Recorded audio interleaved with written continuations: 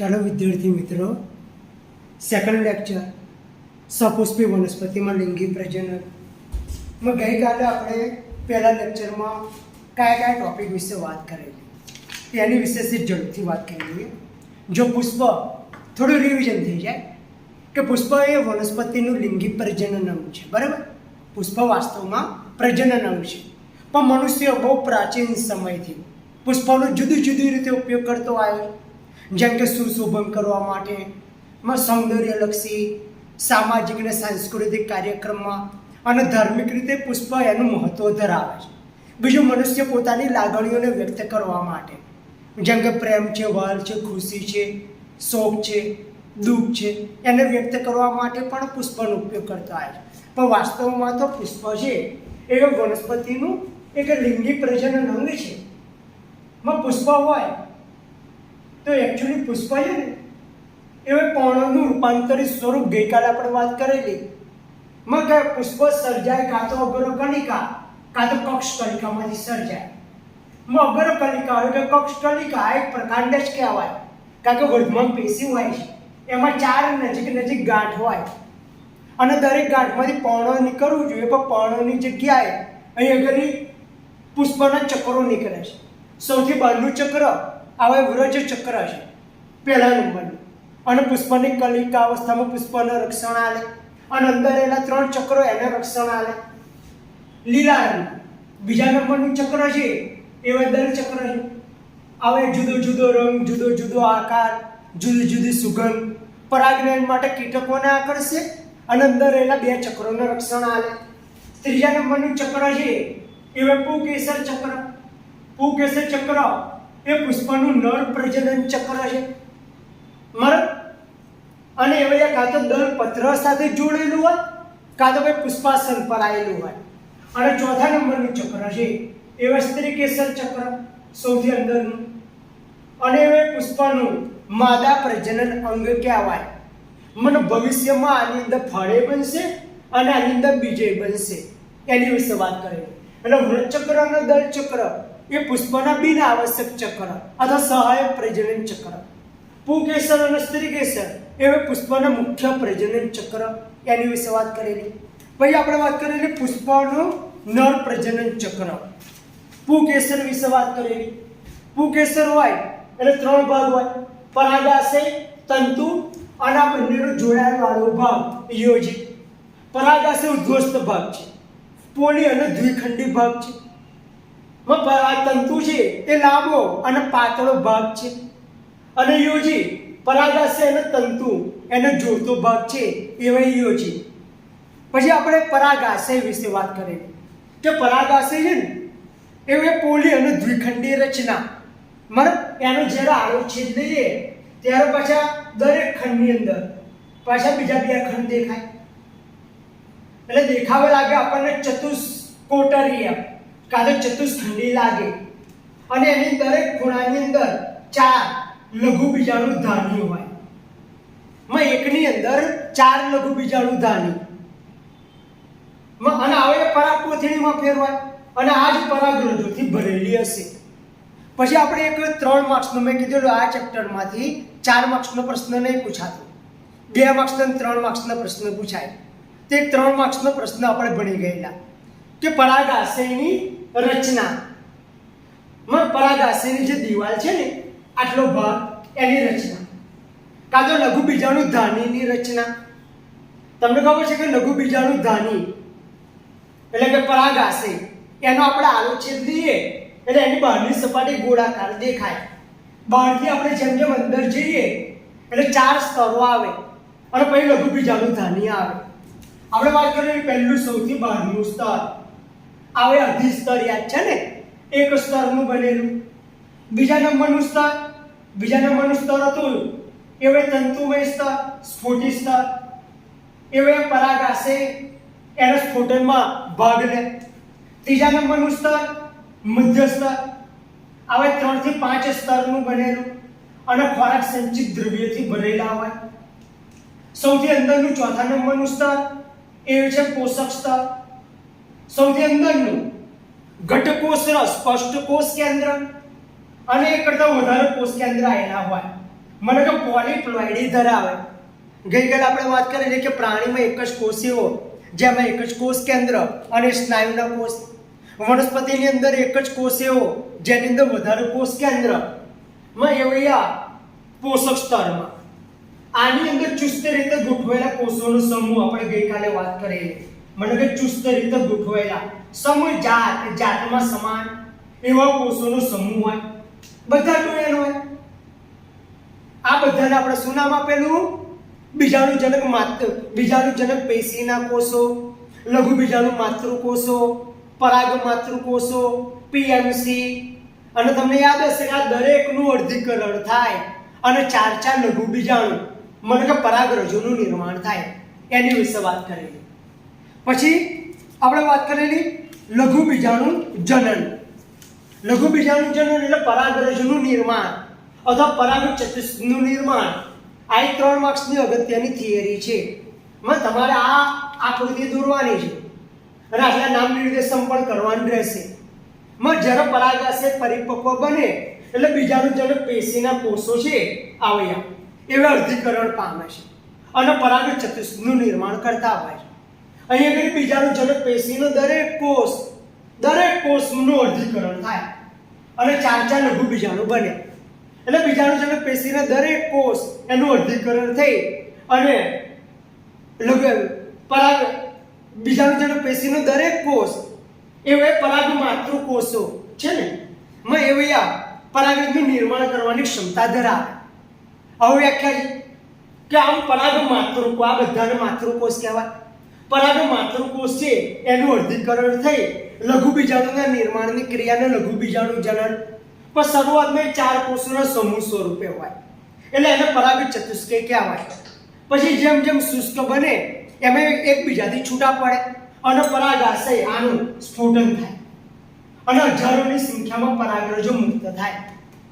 આ 4 શરૂઆતમાં જોડેલા હોય, કેલો જોડેલા હોય. પછી ઉત્સેચકો એનું પાચન કરે એટલે 4 પરાગરજો છૂટા પડે. આગળ સુધી ગઈકાલે આપણે ભણેલા. આગળ વાત કરીએ આપણે હવે પરાગરજ વિશેની માહિતી વિશે વાત કરીએ. મારો આ બોર્ડની અંદર પૂછાયેલો પ્રશ્ન છે એટલે તમે ધ્યાન રાખશો. પરાગરજની માહિતી. જો પરાગરજ છે એ નરજન્યુજનક અવસ્થા બનાવે. કેમનું બનાવે? આના પછીની થિયરી છે. આવું બધી વનસ્પતિ એની અંદર પરાગરજની અંદર યાદ રાખજો નરજન્યુજનક અવસ્થા બને જ. અને જેવો પરાગરજ સ્ત્રી કેસરના પરાગાસન ઉપર પડે ને એટલે આગળ માદાજન્યુજનક અવસ્થા ભ્રૂણપુર બને જ. કેમનું બનશે એ પછી વાત કરીએ છીએ.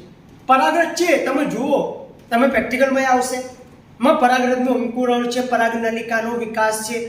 ત્યારે તમે જાસૂદના પુષ્પનું કાં તો બીજા કોઈ પુષ્પની પરાગરજ લેશો. પરાગરજ છે એકદમ ઝીણી અને એકદમ નાની ડસ્ટ જેવી હોય છે.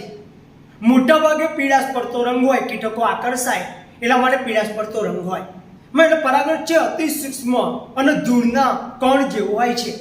પરાગરજનો કદ, આકાર અને રચના અલગ અલગ હોય. ગોળ, લંબગોળ, અંડાકાર જોવા મળે. આ મોટા ભાગે હવે ગોળાકાર જોવા મળે અને એનો વ્યાસ 25 થી 50 માઇક્રોમીટર. આ એમસીક્યુમાં પૂછાય. એનો વ્યાસ યાદ રાખજો 25 થી 50 માઇક્રોમીટર. પરાગરજ હોય એની પર 2 આવરણ હોય. માની લો મેં પરાગરજ દોર્યો, અંદરનું આવરણ છે અને માની લો આવે એનું બહારનું આવરણ છે. 2 આવરણ. બહારનું આવરણ છે એને કહેવાય સ્પોરોપોલોનિન. આની અંદર કંઈક પૂછાશે. 2 માર્ક્સનો પ્રશ્ન નહીં પૂછાય તો એમસીક્યુ પણ પૂછાઈ શકે. અગત્યનું છે એટલે આ ટોપિક યાદ રાખજો. ફોર એમસીક્યુ પણ અગત્યનું. આવે પરાગરજ બહારનું આવરણ છે. આને આપણે કહીશું મજબૂત સ્પોરોપોલોનિન.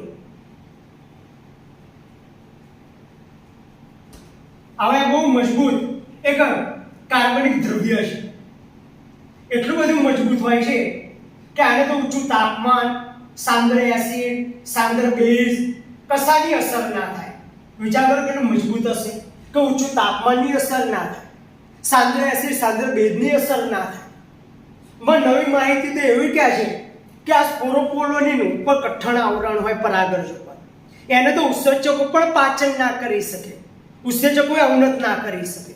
એટલે પરાગરજ છે એને અશ્મિ સ્વરૂપે સંગ્રહ કરી શકાય અને પ્રવાહી નાઇટ્રોજનમાં -196°C તાપમાને એનો વર્ષો સુધી સંગ્રહ કરી શકાતો હોય છે સ્પોરોપોલોનિનના કારણે. પણ જનન છિદ્ર કોને કહેવાય? જનન છિદ્ર તો જો ચારે બાજુ કઠણ આવરણ હશે તો પરાગ નલિકા નીકળશે કેમ નહીં? અને કેટલીક જગ્યાએ સ્પોરોપોલોનિનનો આ રીતે અભાવ જોવા મળે. સ્પોરોપોલોનિનનો અભાવ જોવા મળે એ આગળ કાણો પડી છે અને એને આપણે કહીશું જનન છિદ્ર. માં પરાગરજ ને આગળ કેટલીક જગ્યાએ સ્પોરોપોલોનિન અભાવ જોવા મળે. જ્યાં આગળ અભાવ હોય આગળ કાણું પડી છે અને એને જનન છિદ્ર કહેવાય. નામ યાદ રાખજો, જનન છિદ્ર. ભવિષ્યમાં આની અંદરથી પરાગ નલિકા નીકળવાનું કામ કરશે. ભવિષ્યમાં પરાગ નલિકા નીકળશે એટલે બહારનું આવરણ પૂરું, અંદરનું આવરણ બીજા નંબરનું અંતઃઆવરણ. આને કહીશું આપણે અંતઃઆવરણ. આ સેલ્યુલોઝ અને પેક્ટિનનું બનેલું હોય. અંદર કોષ છે એટલે અંદર કોષ રસ હોય. અંદર કોષ કેન્દ્ર હશે એકીય કોષ કેન્દ્ર. અંતઃઆવરણ સેલ્યુલોઝ અને પેક્ટિનનું બનેલું હોય અને કોષ રસને ઘેરીને ગોઠવાયેલું હોય. ભવિષ્યમાં આવે પરાગ નલિકા સ્વરૂપે આ જનન છિદ્રમાંથી બહાર નીકળશે. એટલે પરાગ નલિકા કોષ રસ પટલ જ છે વાસ્તવમાં. કઈ રીતે એનું અંકુરણ થાય છે એ બધી આપણે વાત કરીશું. કે જેવું પરાગાશય ઉપર પડે ને એવું સુક્રોઝનું શોષણ કરે એટલે અંદર કોષરસ એકદમ સાંદ્ર બને. સાંદ્ર બને એટલે ઓટોમેટિક કાણામાંથી પાણી જાય એટલે ફૂલે એટલે બે ઉપર દબાણ લાગે. પણ બહારનું આવરણ તો તમને ખબર છે બહુ મજબૂત છે, એને કશી અસર થવાની નહીં. એટલે અંદરના આવરણ પર દબાણ લાગે ને જ્યાં આગળ કાણું હોય ત્યાં કોષરસ પટલ ફૂલીને બહાર નીકળે. એને આપણે પરાગ નલિકા કહીએ છીએ. પરાગ નલિકા. ઓકે, તો આ પરાગરજ વિશેની માહિતી થઈ. પરાગરજનું બીજું નામ છે લઘુ બીજાણુ જનન. લઘુ બીજાણુ. ધ્યાનથી જોઈ લો. આની અંદર નરજન્યુજનક અવસ્થા બનશે. કેમની બનશે હું તમને બતાવું છું. પહેલા આપણે વાત કરીએ કે દરેક પરાગરજ કદ, આકાર અને રચના અલગ અલગ હોય. કદમાં, આકારમાં વાત કરીએ ગોળ, લંબગોળ અને અંડાકાર. મુખ્યત્વે ગોળાકાર જોવા મળે. એનો વ્યાસ 25 થી 50 માઇક્રોમીટર જોવા મળે. એની પર બે આવરણ હોય. બહારનું આવરણ એને સ્પોરોપોલોનિન, અંદરનું આવરણ એને અંતઃઆવરણ. સ્પોરોપોલોનિન હવે ખૂબ જ પ્રતિરોધક એક કાર્બનિક દ્રવ્ય છે. આને સાંદ્ર એસિડ, સાંદ્ર બેઝ, ઊંચું તાપમાન કશાની અસર ના થાય. નવી માહિતી મુજબ તે એને ઉત્સેચકો પણ અવનત નહીં કરી શકતા. એટલા માટે એને અશ્મિ સ્વરૂપે સંગ્રહ કરી શકાય. અને જનન છિદ્ર જ્યાં આગળ સ્પોરોપોલોનિનનો અભાવ હોય ને જ્યાં સ્પોરોપોલોનિનનો અભાવ ત્યાં કાણું પડી જાય અને એને જનન છિદ્ર કહેવાય. અને ભવિષ્યમાં અહીંયાથી પરાગ નલિકા બહાર નીકળશે. ક્લિયર? બહારનું આવરણ વાત કરીએ, અંદરનું આવરણ અંતઃઆવરણ કહેવાય. સેલ્યુલોઝ અને પેક્ટિનનું બનેલું હોય. કોષરસને ફરતે આવેલું આવરણ હોય અને ભવિષ્યમાં પરાગ નલિકા સ્વરૂપે આવ્યા બહાર નીકળશે. તો આ વાત કરીએ આપણે પરાગરજની માહિતી. હવે આપણે વાત કરવી છે નરજન્યુજનક અવસ્થા.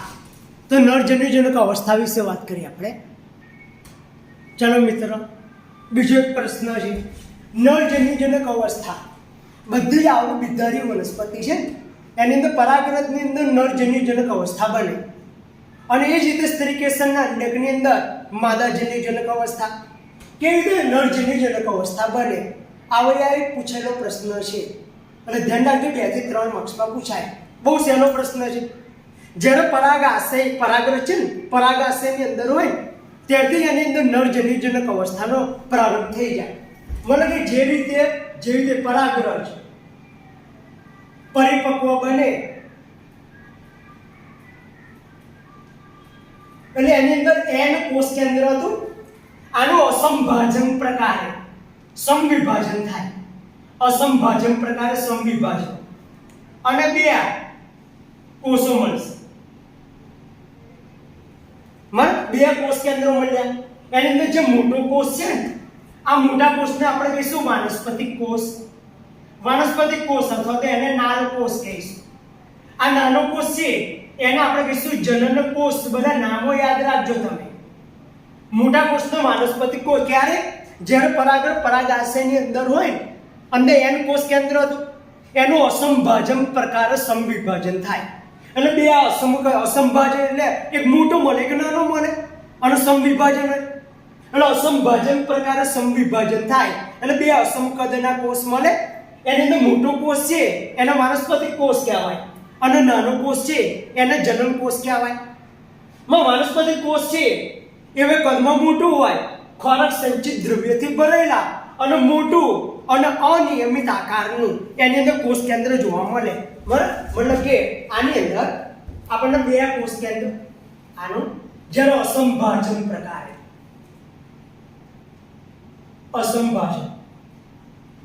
પ્રકારે જ્યારે સમવિભાજન થાય એટલે આપણને બે કોષો મળે. એકને કહીશું વાનસ્પતિક કોષ અને બીજાને કહીશું જનન કોષ. નામ યાદ રાખજો. વાનસ્પતિક કોષ કદમાં મોટો છે, આવે કદમાં નાનો, કદમાં મોટું, ખોરાક સંચિત દ્રવ્યથી ભરેલા,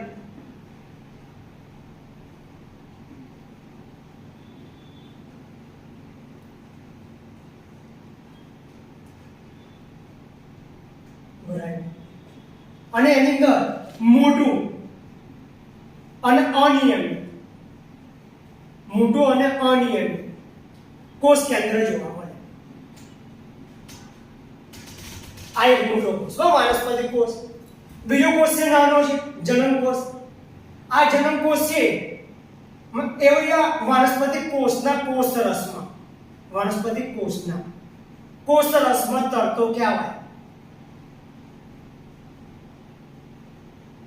આની અંદર જે કોષરસ હોય ને ઘટ્ટ હોય અને નાનું અને ત્રાક આકારનું કોષ કેન્દ્ર હોય. મને કે ઘટ્ટ કોષરસ અને નાનું અને ત્રાક આકાર કોષ કેન્દ્ર જોવા મળે. હવે ધ્યાન રાખજો કે મોટા ભાગની આવૃત્તિધારી મતલબ કે 60% જેટલી આવૃત્તિધારી વનસ્પતિ, 60% જેટલી આવૃત્તિધારી વનસ્પતિ છે ને એવે બે કોષ કેન્દ્ર વાળી અવસ્થાએ મુક્ત થાય. આવ્યા બે કોષ કેન્દ્ર વાળી અવસ્થાએ મુક્ત થાય. મતલબ આવો પરાગરસ મુક્ત થાય. બે કોષ કેન્દ્ર વાળી અવસ્થાએ પરાગરસ મુક્ત થાય. એની અંદર એક કોષ છે વાનસ્પતિક કોષ અને બીજો છે જનન કોષ છે. બરાબર, બીજો છે એ ભૈયા જનન કોષ. અને મોટા ભાગની 60% જેટલી આવૃત્તિધારી વનસ્પતિ એવા બે કોષ કેન્દ્ર વાળી અવસ્થાએ આ જ અવસ્થાએ મુક્ત થાય. એની અંદર મોટો વાનસ્પતિક કોષ, બીજો નાનો જનન કોષ. પણ જે બાકીની વનસ્પતિ છે ને એવા 3 કોષ કેન્દ્ર વાળી અવસ્થાએ મુક્ત થાય. 3 કોષ કેન્દ્ર વાળી અવસ્થા એટલે કઈ? તો 3 કોષ કેન્દ્ર વાળી અવસ્થા એટલે એક વાનસ્પતિક કોષ અને બીજા બે નરજન્યુ આવેલા હોય છે. બીજા બે નરજન્યુ. તો આ નરજન્યુ કેમ ના બન્યા પાછા? તો આ જે જન્મકોષ હતો ને એ જન્મકોષનું ફરી સમવિભાજન થયું એટલે પછી બીજા બે કોષ કેન્દ્ર મળ્યા. આને આપણે નરજન્યુ તરીકે ઓળખીશું. જન્મકોષ એનું સમવિભાજન થાય, બે નરજન્યુ મળે. આમ 3 કોષ કેન્દ્ર વાળી અવસ્થાએ મુક્ત થાય છે. બે કોષ કેન્દ્ર વાળી હોય તો એ પણ આગળ જાત અને પરાગનલિકાનો વિકાસ થાય ને. તો પરાગનલિકાની અંદર આગળના ભાગે વાનસ્પતિક કોષ હોય અને પાછળના ભાગે જનન કોષ હોય. આગળ જતા વાનસ્પતિક કોષનું વિઘટન થાય અને જનન કોષ છે એનું સમવિભાજન થઈ અને બે નરજન્યુ તો મળવાના. એમાં ક્રિયા તો આગળ જતા આ જ થવાની. એટલે યાદ રાખો 60% જેટલી આવૃત્તિધારી વનસ્પતિ એ બે કોષ કેન્દ્ર વાળી અવસ્થાએ મુક્ત થાય. એ તો તમને ખબર વાનસ્પતિક કોષ અને જનન કોષ.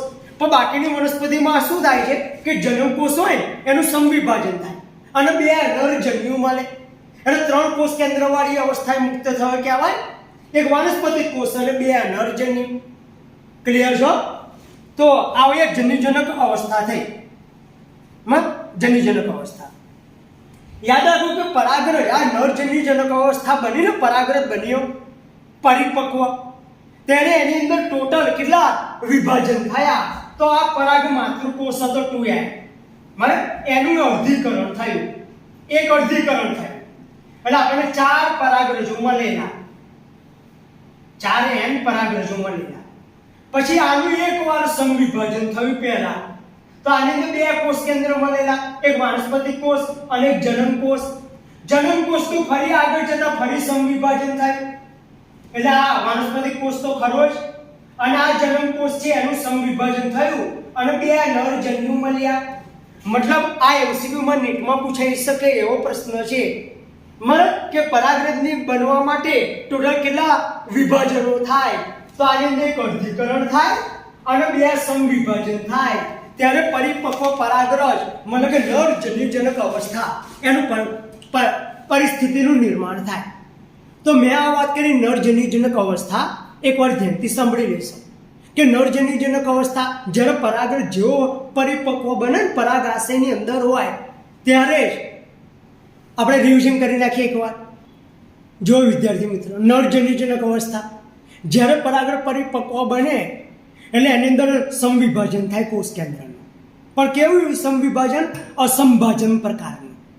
એટલે 2 અસમકદના કોષ મળે, એક વાનસ્પતિક કોષ આવ્યા છે અને એક જનન કોષ મળ્યો. વાનસ્પતિક કોષનું બીજું નામ યાદ રાખજો, નાલ કોષ. કદમાં મોટો હોય, વિપુલ પ્રમાણમાં ખોરાક સંગ્રહ, મોટું અને અનિયમિત આકારનું કોષ કેન્દ્ર. જનન કોષ છે એ કદમાં નાનો છે. વાનસ્પતિક કોષના કોષ રસમાં તરતો ઘટકોષ રસનું સ્પષ્ટ ત્રાક આકારનું કોષ કેન્દ્ર. બીજું આગળ કે 60% જેટલી આવડી બિદ્ધારી વનસ્પતિ છે એમાં પરાગરજ 2 કોષ કેન્દ્ર વાળી અવસ્થાએ, મતલબ કે એક વાનસ્પતિક કોષ અને એક જનન કોષ અવસ્થાએ મુક્ત થાય. પણ બાકીની વનસ્પતિ એવા 3 કોષ કેન્દ્ર વાળી અવસ્થા. 3 કોષ કેન્દ્ર કયા? તો એક વાનસ્પતિક કોષ અને 2 નરજન્યુ. નરજન્યુ કઈથી આયા? જનન કોષ હતો ને એનું સમવિભાજન થઈને મળે. આ ફોરેન નીટ માટે યાદ રાખજો. કે પરાગરજ જ્યારે પરાગાશયની અંદર હોય ત્યારથી નરજન્યુજનક અવસ્થા એનો પ્રારંભ થઈ જાય. મેં આગળ આપ્યું છે કે એનું કોષ કેન્દ્રનું અસમભાજન પ્રકારે સમવિભાજન થાય અને 2 અસમકદના કોષ, વાનસ્પતિક કોષ, જનન કોષ, એટલે 2 કોષ કેન્દ્ર વાળી અવસ્થા. આગળ જતા જનન કોષનું ફરી સમવિભાજન એટલે પછી બીજા 2 કોષો મળે, એને નરજન્યુ કહેવાય. આમ 3 કોષ કેન્દ્રમાં વાત કરીએ, એક વાનસ્પતિક કોષ અને 2 નરજન્યુ. બરાબર? આગળ જતા વાનસ્પતિક કોષનું વિઘટન થાય, 2 નરજન્યુ બાકી રહેશે. એ અંડકની અંદર 2 રચનાઓનું ફલન કરશે. કેમનું ફલન કરશે એ બતાવું છું. દ્વિદળી વનસ્પતિ હોય એની અંદર જે મેં તમને કહ્યું સ્પોરોપોલોની અમુક જગ્યાએ અભાવ હોય, જનન છિદ્ર, તો દ્વિદળી વનસ્પતિ હોય કેપ્સેલા પ્રકારની વનસ્પતિ કહેવાય એને. દ્વિદળી વનસ્પતિમાં ત્રિવિદારક એટલે 3 ચીરા. 3 ચીરા એટલે આ રીતે 1, 2 અને 3 જગ્યાએ સ્પોરોપોલોનીનો અભાવ હોય, મને કે 3 જનન છિદ્ર પડે અને ભવિષ્યમાં પરાગનલિકા એ છિદ્રમાંથી બહાર નીકળે. કઈ? દ્વિદળી વનસ્પતિમાં. પણ એકદળી વનસ્પતિ હોય ત્યારે એની અંદર એક જ જગ્યાએ સ્પોરોપોલોનીનો અભાવ હોય, એક જ જગ્યાએ, મને કે એક વિદારક કહેવાય. એટલે આગળ આપેલું છે મને કે આગળ કેપ્સેલા પ્રકારની વનસ્પતિ પરાગરજ ત્રિવિદારક એટલે 3 ચીરા, 3 છિદ્રો. એકદળી વનસ્પતિ એમાં પરાગરજ 1 જનન છિદ્ર. તમારે જાણ માટે કહું, સૌથી મોટી પરાગરજ છે એ મિરાબિલિસ જલાપા, મિરાબિલિસમાં જોવા મળે. સૌથી નાની પરાગરજ છે એ માયોસિટીઝમાં જોવા મળે. અને સૌથી લાંબી પરાગરજ છે એ જોસ્ટેરા. જોસ્ટેરા તમે આગળ જતા જલજ વનસ્પતિમાં ભણશું આ જે ચેપ્ટરની અંદર. એટલે સૌથી લાંબી પરાગરજ એ જોસ્ટેરામાં જોવા મળે. હવે આપણે આગળનો ટોપિક વાત કરીએ. ચલો, આગળનો ટોપિક આપણે MCQમાં કે 2 માર્ક્સમાં પૂછાઈ શકે એવો છે પરાગરજની એલર્જી. તમે સાંભળ્યું હશે કે પરાગરજના કારણે એલર્જી થતી હોય છે. એટલે ઘણી જાતિની વનસ્પતિ હોય એની પરાગરજના કારણે ઘણા લોકોને એલર્જી થતી હોય છે. એની અંદર ખાસ કરી શ્વાસવાહિકા, એની અંદર યાતના, આ એક શ્વસન સંબંધિત રોગો. રોગો. માં કોઈ વાર એલર્જી, બ્રોન્કાઇટિસ,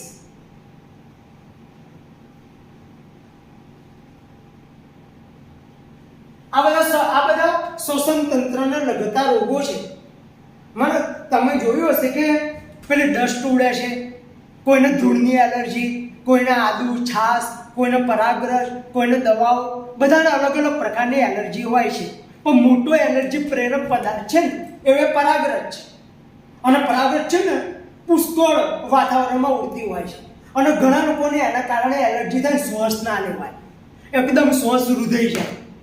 અને જ્યારે ખાસ કરીને ઉચ્ચ શ્વાસ કરે ને મોટો ઘર એવો અવાજ આવે. એટલે ઘણી જાતની પરાગરજ એવા ઘણા લોકોમાં એલર્જી પ્રેરે છે. અને શ્વસન સંબંધિત રોગો યાદ રાખજો. શ્વાસ વાહિકામાં યાતના એ શ્વસન સંબંધિત રોગ, એલર્જી, બ્રોન્કાઇટિસ આવી ખામી થતી હોય છે. હવે વાત કરીએ કે ખાસ કરી અને આપણે ઇન્ડિયામાં આયાત કરે છે, ઇમ્પોર્ટ, ઘઉંનો ઇમ્પોર્ટ કરે છે. આયાત કરવામાં આવતા ઘઉં આયાત કરીએ છીએ. જ્યારે ઘઉં આયાત કરીએ ત્યારે એની જોડે અશુદ્ધિ રૂપે ગાજર ઘાસ, આ ઘાસનો એક પ્રકાર છે ગાજર ઘાસ, જેને આપણે પાર્થેનિયમ કાં તો પછી એને કેરોટ ગ્રાસ તરીકે ઓળખીશું. તો તમને ખબર જ્યાં આગળ ઘઉં થાય ને એ આગળ નિંદામણ થાય. અને નિંદામણ તરીકે ઘાસનો પ્રકાર છે ગાજર ઘાસ. તો એની પરાગરજો પુષ્કળ ઉડતી હોય. એટલે ઘઉંના છોડ જોડે અને એના જે ડોડો હોય ને એની જોડે ચોંટી ગયેલી હોય. જ્યારે એની અંદર ઘઉં છૂટા પાડે ત્યારે ઘણી બધી પરાગરજો ઘઉં સાથે ચોંટેલી જ હોય છે. એટલે યાદ રાખજો કે જ્યારે આપણે ઇન્ડિયાની અંદર ઘઉંને આયાત કરીએ છીએ ત્યારે એની જોડે આ ઘાસ છે, ગાજર ઘાસની પરાગરજો ચોંટેલી હોય છે.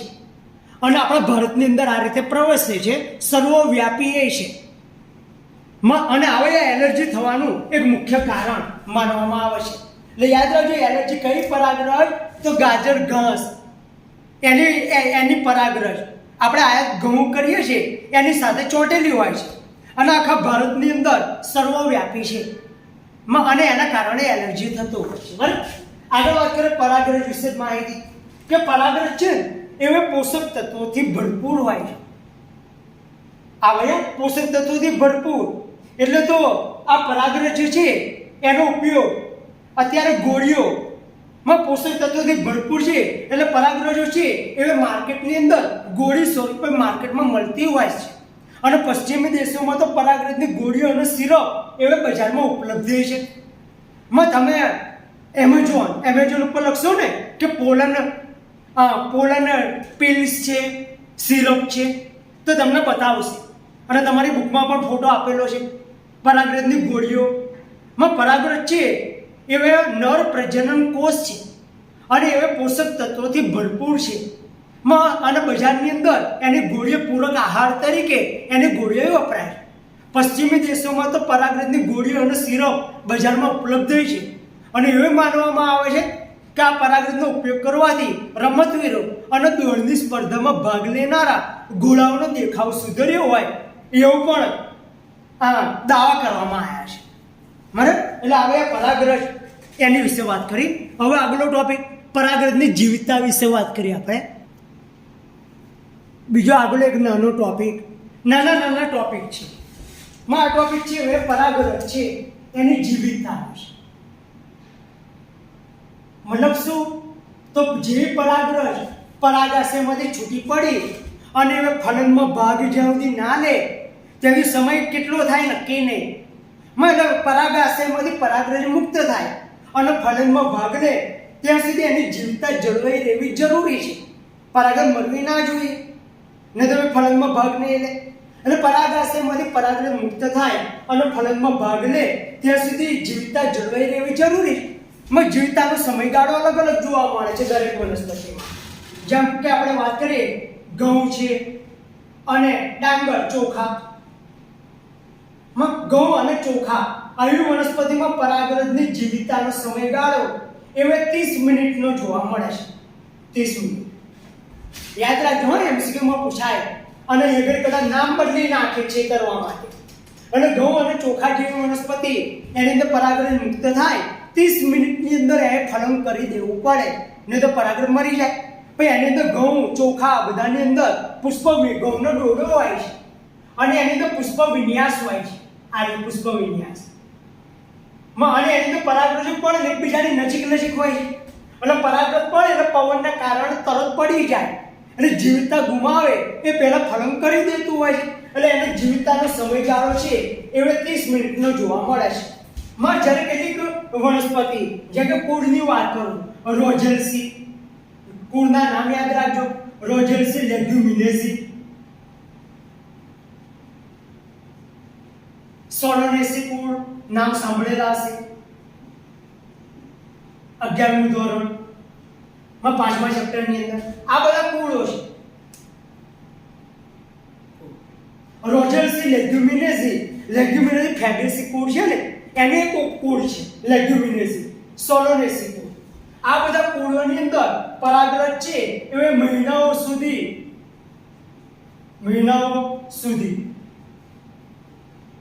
જીવિત રહે છે. મહિનાઓ સુધી જીવિત રહે છે. એટલે એની અંદર જેવી પરાગરજ છૂટી પડે ને મહિનાઓ સુધી જીવતી રહેશે. એટલે બહુ સિમ્પલ પ્રશ્ન છે, મારે એકવાર ખાલી જોવાનું જ છે કે પરાગરજ સીધી વાત છે પરાગાશયમાંથી મુક્ત થઈ અને ફલનમાં ભાગ લે ત્યાં સુધી એ જીવતા રહેવા જરૂરી છે. દરેક વનસ્પતિમાં પરાગરજની જીવિતતાનો સમયગાળો અલગ અલગ જોવા મળે. જેમ કે આપણે વાત કરીએ ઘઉં ચોખા જેવી વનસ્પતિ છે એમાં 30 મિનિટ જ જીવતી રહે. યાદ રાખજો, આ કુળ યાદ રાખજો. રોઝેલ્સી, લેગ્યુમિનેસી, સોલોનેસી આવા કુળોની અંદર પરાગરજો મહિનાઓ સુધી જીવતી રહેશે. બરાબર. હવે આપણે આગળનો ટોપિક વાત કરીએ. ચલો, બહુ સહેલો 2 માર્ક્સનો પ્રશ્ન અને ઘણી વખત પૂછાયેલો પ્રશ્ન. પોલન કીટ પ્રશ્ન આવો છે. પોલન કીટ એટલે શું અને એના ફાયદા? બહુ સિમ્પલ વાત છે કે જે વનસ્પતિની અંદર પરાગરજ પરાગનયન કીટકો વડે થાય ને તો એની સપાટી તૈલી હોય, શ્લેષ્મ વાળી હોય, બસ એને પોલન કીટ કહેવાય. વ્યાખ્યા બહુ સિમ્પલ છે. વ્યાખ્યા એટલે ઉતરણ ચિહ્નમાં લેવાનું કે જે વનસ્પતિમાં પરાગનયન કીટકો વડે થાય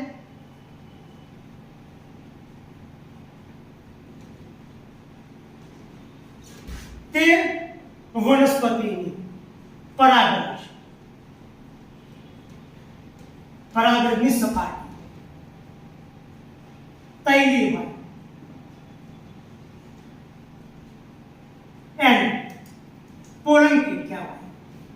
સિમ્પલ વાત છે. પરાગરજની સપાટી ચીકણી જોઈએ એટલે જેવું કીટકો મધુરસ ખાવા માટે, પરાગરજ ખાવા માટે મગજના સુગંધના કારણે આકર્ષાય અને જેવું પુષ્પ પર બેહે તો એની તૈલી સપાટી કીટકના શરીર જોડે ચોંટી જાય અને ભમરાનું કામ એક પુષ્પ ઉપરથી બીજા પુષ્પ પર જાય એટલે ચોક્કસપણે પરાગરજ છે એનું વિતરણ કરી આલે. એટલે જે વનસ્પતિ વ્યાખ્યા તો એક જ વાર જોઈ લો એટલે આવડી જાય. આને 1 માર્ક્સ ને એની ઉપયોગિતા. જે વનસ્પતિમાં પરાગનયન કીટકો વડે થાય એ વનસ્પતિની પરાગરજ એની સપાટી તૈલી જોવા મળે એને પોલન કીટ કહેવાય. પોલન કીટના ફાયદાઓમાં વાત કરીએ. સિમ્પલ છે, ફાયદાઓ પણ બહુ સહેલા, તમને ખ્યાલ આવી ગયો. એક તો પહેલો ફાયદો કે એની ચીકણી સપાટી હોય છે, ચીકણી સપાટી. આના કારણે કીટકોના શરીર જોડે સરળતાથી જોડાઈ શકે.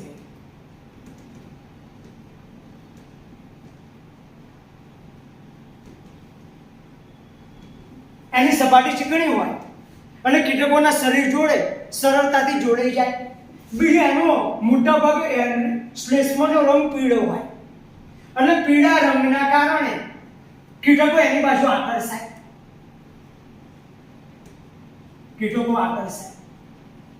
કારણ કે કીટકોને પીળો રંગ પ્રિય છે, એને ગમતો રંગ છે. એટલે આ આવી પરાગરજ હોય ને એની સપાટી પીળા રંગની હોય એટલે કીટકો એની બાજુ આકર્ષાય. અને શ્લેષ્મની સપાટી અલ્ટ્રાવાયોલેટ કિરણો, 5 આંબી કિરણો, અલ્ટ્રાવાયોલેટ કિરણો સામે રક્ષણ આપે. તો ફાયદા પણ બહુ સહેલા છે, ખાલી એક જ વાર જોઈ લો એટલે ખ્યાલ આવી જાય. માં પોલન કીટ જે વનસ્પતિની અંદર પરાગનયન કીટકો વડે થતું હોય એ પરાગરજની સપાટી તૈલી શ્લેષ્મી જોવા મળે એને પોલન કીટ કહેવાય. એના ફાયદા એ તો ચીકણી સપાટી હોય તો કીટકોના શરીર જોડે સરળતાથી જોડાઈ શકે.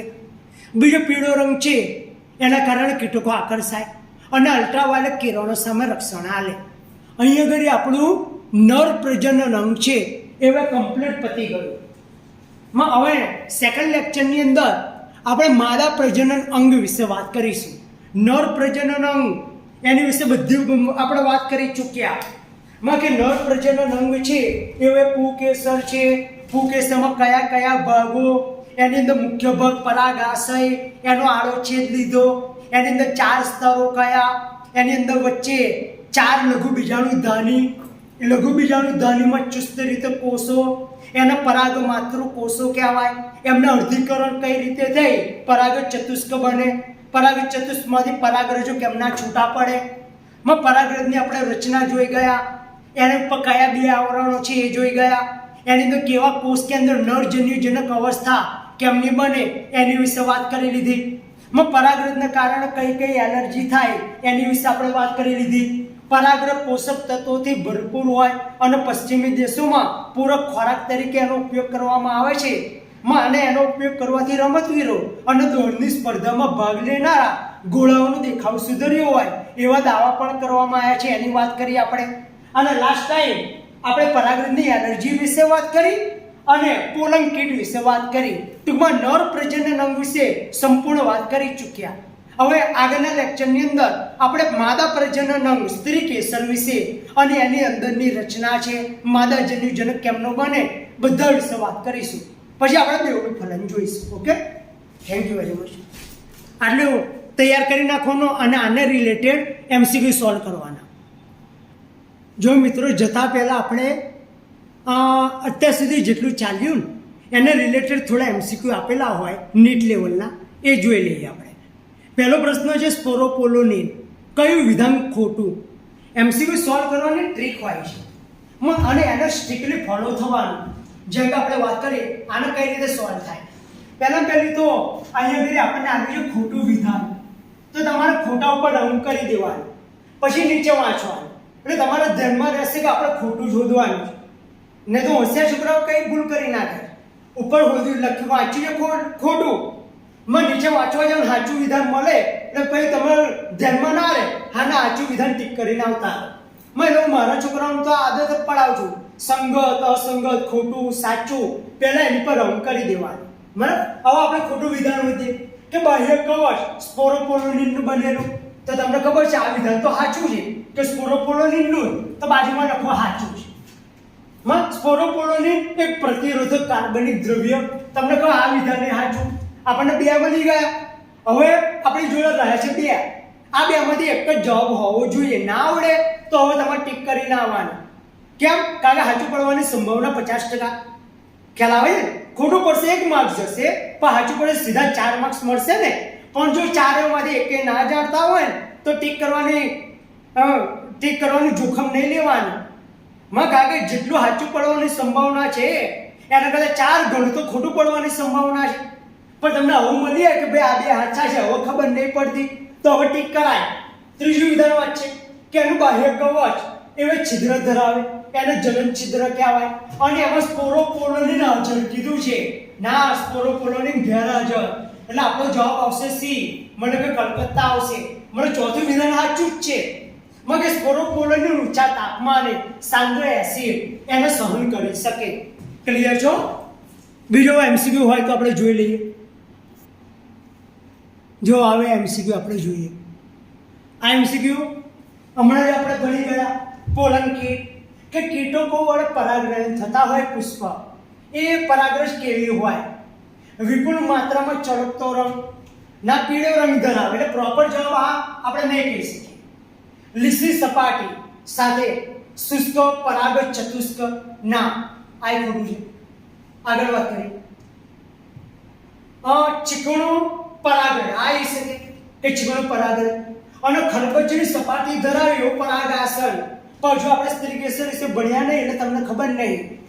પણ જ્યારે ચીકણી પરાગરજ હોય ને ત્યારે આમે પરાગાસન છે એવું મોટું સાખે એટલે પરાગાસન છે એવું ખરબચડી સપાટી વાળું હોય એટલે જવાબ આવો એ આવવો જોઈએ. આછો રંગનો મધુ દ્રવ્ય ના આવે યા નહીં આવે. પ્રોપર જવાબ આપણે કલકત્તા આવશે. ક્લિયર? હવે આગળ પ્રશ્ન જોઈએ હોય તો જો મિત્રો આપણે બીજા બે MCQ જોઈએ. હવે કઈ લઘુ બીજાણુ ધ્વનિની રચના એની વિશે. આની અંદર તમને ખબર છે કે લઘુ બીજાણુ ધ્વનિમાં 4 સ્તર હતા ને. પહેલું અધિસ્તર હતું, પછી સ્ફોટી સ્તર હતું, પછી મધ્ય સ્તર હતું 3 થી 5 સ્તરનું, પછી પોષક સ્તર હતું.